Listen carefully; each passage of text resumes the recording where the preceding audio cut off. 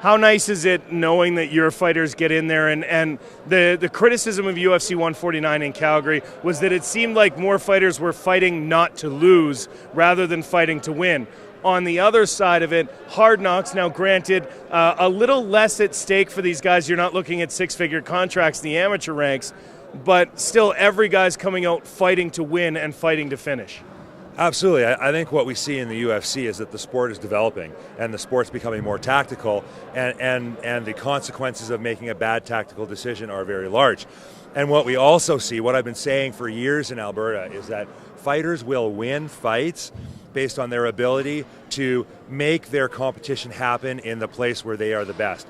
If you're a striker and you're a Muay Thai, Muay Thai distance striker, that's where you want the fight to take place. If you're a grappler like Paul Johnston, you better take it to the ground and submit the guy. You're like a fish out of water standing. And what's happening in the UFC is that guys are very clearly understanding that. They're very clearly understanding that in order to win, they need to play where they're the specialist. And that's what we saw at the UFC, and the fans don't like that. The fans want to see a brawl, but that's not what's happening in the UFC. That's not how the sport's developing. And what's happening in Hard Knocks is that all of the fighters are getting skills, and they're engaging, and they're learning about all this stuff.